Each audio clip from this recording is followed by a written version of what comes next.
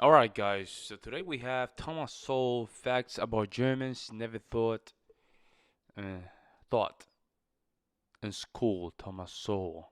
It seems like you guys really like Thomas Sowell a lot, and I've been very familiarized with him for the years, but I never had the time to sit down and watch these videos over and over and over.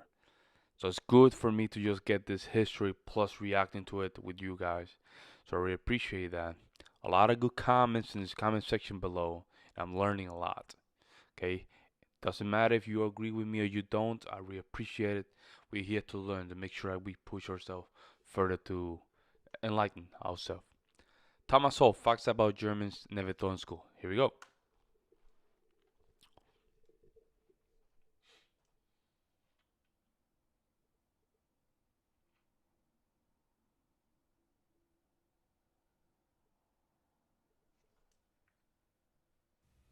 Germans are an old people. Their language is centuries older than English, French, Spanish, or Italian.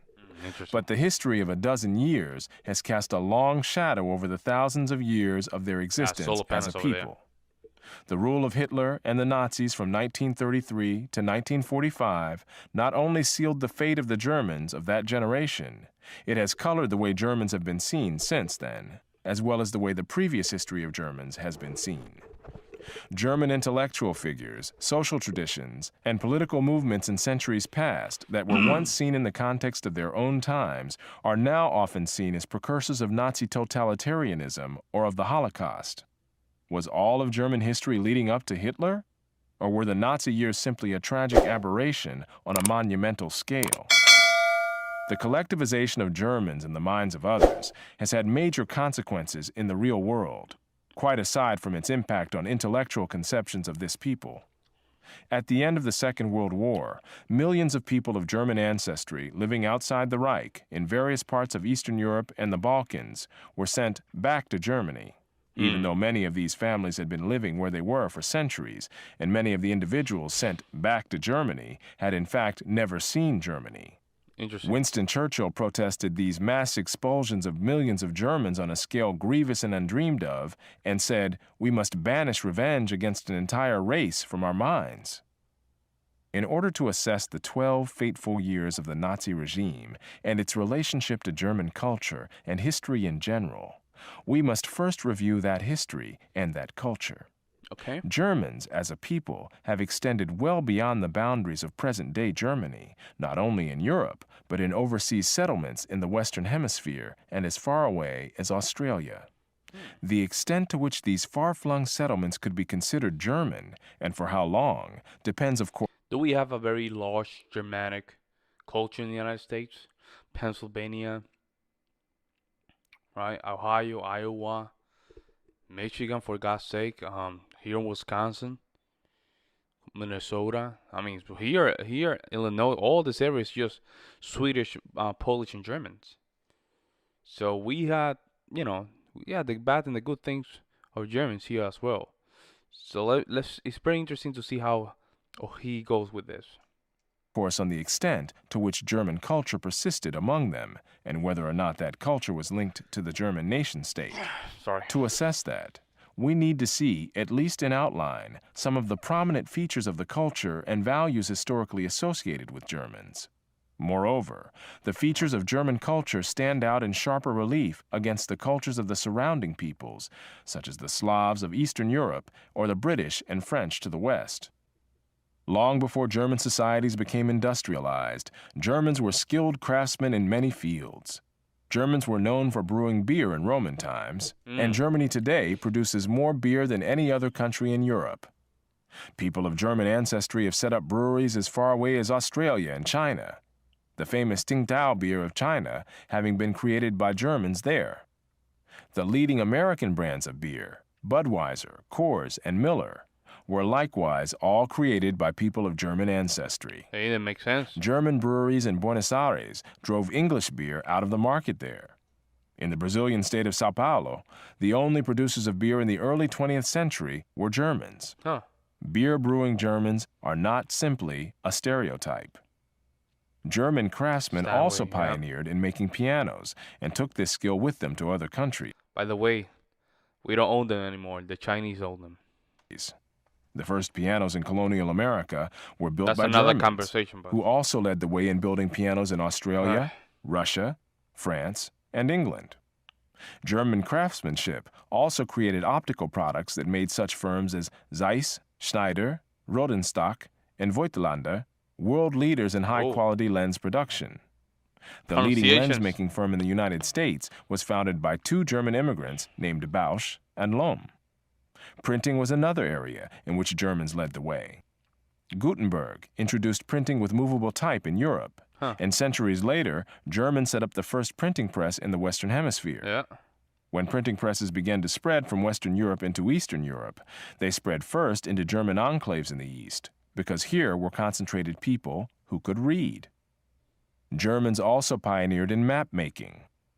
The name America was given to the Western Hemisphere by a German map maker. Mining was another area in which Germans became renowned as far back as the 16th century. Man, that's interesting.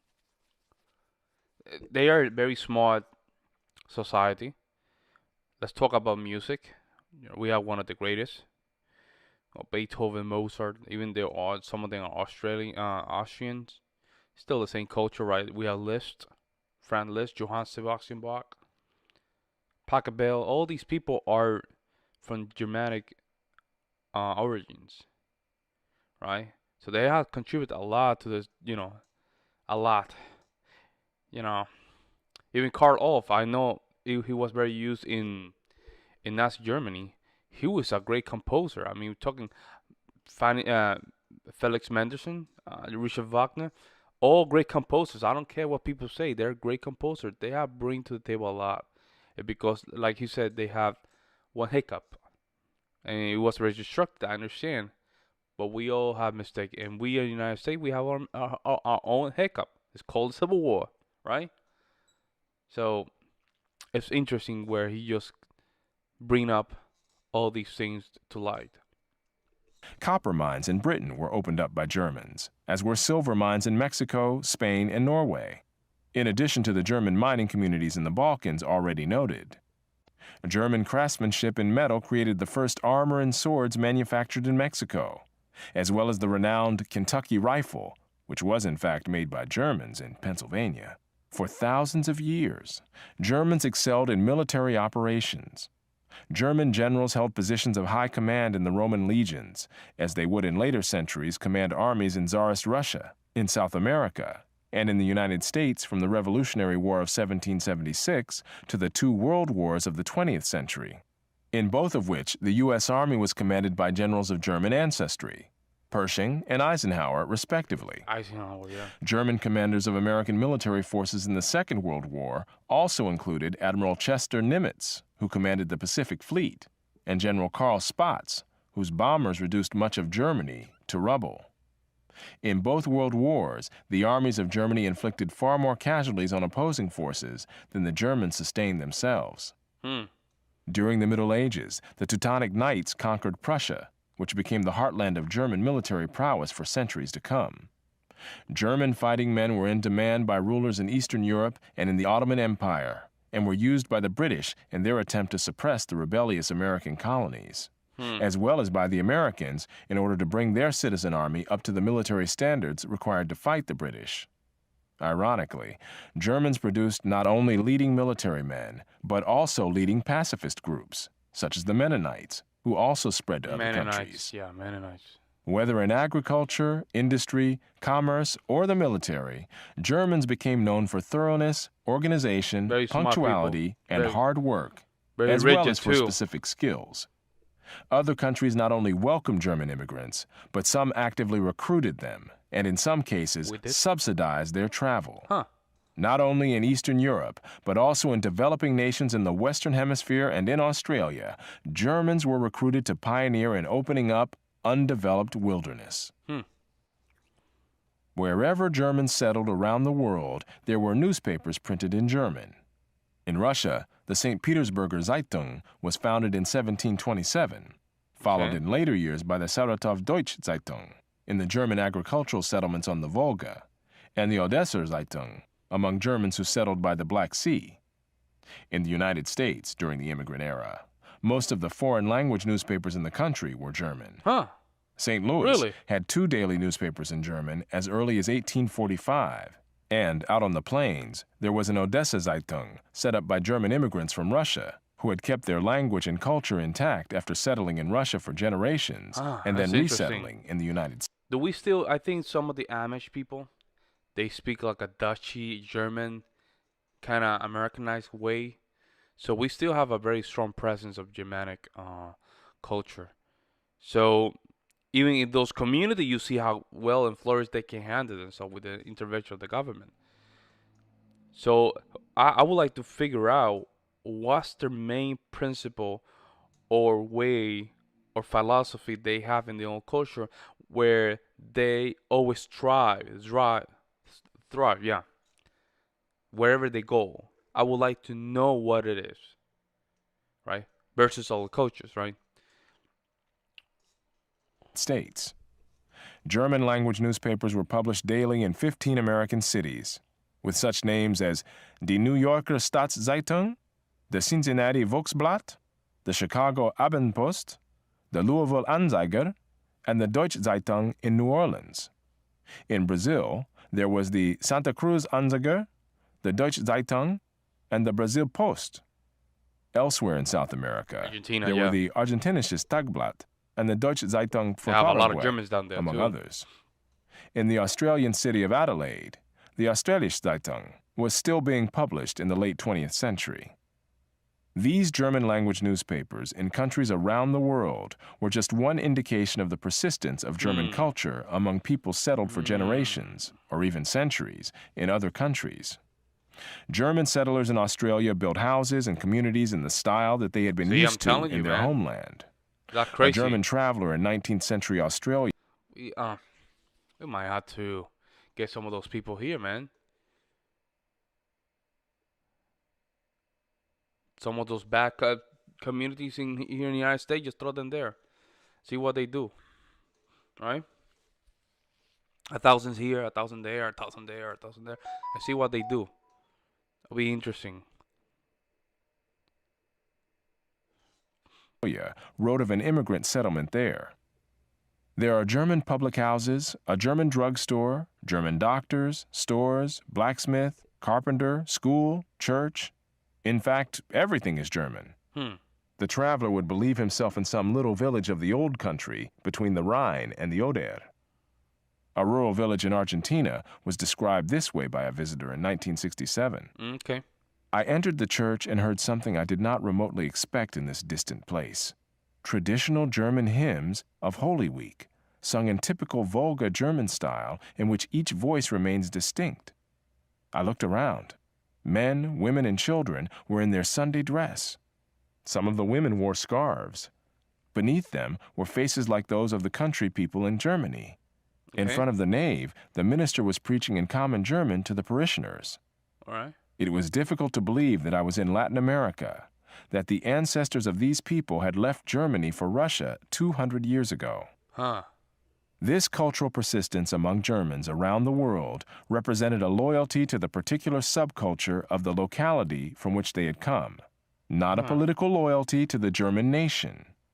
Many had, in fact, immigrated before there was a German nation created in 1871. A 19th century German community in Australia was described as the recreation of a Silesian village. In the United States as well, Germans from particular localities settled together and maintained the culture of that area. Frankfort, Kentucky, was founded by Germans from Frankfurt, Germany, and Grand Island, Nebraska, by Schleswig-Holsteiners. Lomira, Wisconsin, was settled almost exclusively by Prussians from Brandenburg, while the nearby towns of Hermann and Theresa were settled by Pomeranians. Even among Germans who immigrated from Russia to the United States, those who came from the Volga settlements established their own communities in the Plain States, distinct from the communities in those states established by those Germans who came from the Black Sea settlements. Even when they resettled again in California, the Volga Germans and the Black See, Sea I'm telling you, man, how women and German settlers civilized the room Gosling 1800s town called Lodi. I'm telling you, man, just take a couple of them, just keep them incentive, just drop them. I mean, this is kind of, this is just an opinion, of course, but there's something in the culture where wherever they go, they can establish something. Instead of just taking, they're establishing, they're conquering. Hmm. I'm telling you, just keep the incentives. Incentive. If you're German, Germanic, or Dutch, or for Sweden or Denmark, we give you an incentive. You come to the United States, blah blah blah. We give you this. And just throw them there and see if they can. We have to do the same thing with our cultures if they're very successful, right? They have doctor degree and they have the will drive they will drive uh, let's say businesses. Bring them here. For those community that really need that push. If you have $1 million in business or whatever euro, come in United States, we'll give you this, and this, but you have to bring your business here. You just let them drive, right? And then let's say you have 5, 6, or 7 businesses like that in that area. The value of the properties go up. People want to move there. I'm sorry, responsible people want to move there. It's just a win-win for everybody. Germans settled separately, the former around Lodi and the latter around Fresno. How long and to what extent the Germans remained culturally separate varied with circumstances. Rural enclaves tended to remain culturally insular longer and more completely than was the case when Germans settled in urban communities that included people of other nationalities and cultures. Wow. Where the Germans were the numerically predominant urban group, as they were for centuries in much of Eastern Europe, they could assimilate the local population, or at least its upwardly mobile elements, to the German culture. Okay. But where the Germans were greatly outnumbered, and especially where the great majority of the German immigrants were male, then interactions among groups, including intermarriage, eroded the German culture. Oh, This was okay. the case in much of 19th century Australia, but not in South Australia, where whole families of Germans tended to settle together, and there were as many women as men, so that these communities could maintain their separate social and cultural identities for generations. Interesting. It was much the same story in Brazil, where there was very little intermarriage with members of the local population. It's the same in Puerto Rico. I know there was a huge German immigration going there, and I have a lot of friends of mine that were from German heritage. A lot of them, a bunch of them. You'll be surprised. A bunch of them, and they didn't know no Germans, but I know there was a huge immigration to Puerto Rico from Europe, especially Italians, English, and German. It came to Puerto Rico in the beginning of the 20th century, and some of them they kept their culture until the mid 20th century. After that, they started speaking Spanish and stuff like that. But some of them, you even see them in politicians. They have those Germanic and Italian last names. You start seeing less Spanish last names in Puerto Rico as times move on. Then you have a lot of uh, migration from the other states and certain areas in Puerto Rico where you have people from South Africa moving to Puerto Rico, where you're not seeing the last names in Spanish anymore. You're seeing a bunch of weird last names: Dutch, German, English, Italians. So some are Russians. We still have a big population, Spaniard population down there, but they're all melting into the Puerto Rican um, project. Let's call it projects. So yeah, whatever is the big culture tends to just overtake the other one, unless you have very strict Amish way, to put it that way, culture, right? Living near German agricultural communities, well into the 20th century, while in cities and in some rural areas where there were more diverse populations, acculturation and assimilation became more common. Yet even living in cities with large numbers of people from other backgrounds did not automatically lead to rapid assimilation. Mm-hmm. In New York City, where 90% of the population was non-German, in the early 20th century, most people of German ancestry nevertheless married other people of German ancestry. Okay. That changed over the years, but not immediately or rapidly. Took time. This cultural cohesiveness was seldom accompanied by political cohesiveness or group identity politics. Germans were usually not very politically active in any case, and they tended to be underrepresented among career politicians. Interesting. Where German political leaders arose in other countries, it was seldom as representatives of ethnic Germans in those countries. In the United States, for example, those people of German ancestry who did achieve prominence in politics, the Muhlenbergs in the 18th century, Karl Schurz and John Peter Altgeld in the 19th, and Herbert Hoover and Dwight D. Eisenhower in the 20th century, It looks badass. did so as representatives of the American people at large, rather than as spokesmen for ethnic German interests. There were similar patterns in other countries. Maybe it's the individualism in their inherent culture. There's some kind of individualism, and we can expand the conversation in that area. But just let me know. In Australia, Germans tended to be underrepresented in politics, and those Germans who achieved political office were elected from constituencies where there were few Germans, as well as from constituencies where Germans were the predominant population. In Russia, the presence of Baltic Germans in high positions in the Tsarist government was of no benefit to the Volga Germans or the Black Sea Germans, in whom these German officials took no interest and whom they looked down on as peasants. In Brazil, Germans long remained politically apathetic until after the Second World War, when they began to elect more deputies. Interesting. However, in places where the German minority was under sustained political attack, such as by the Latvians or the Czechs, Germans were provoked into political activity. The persistence of German culture did not, in most cases, mean making public dramatizations of a separate identity, exceptions again being in places like Czechoslovakia.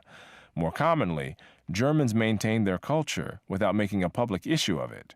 In the United States, such American sports icons as Babe Ruth and Lou Gehrig grew up speaking German, and so did Nobel Prize-winning economist George Stigler.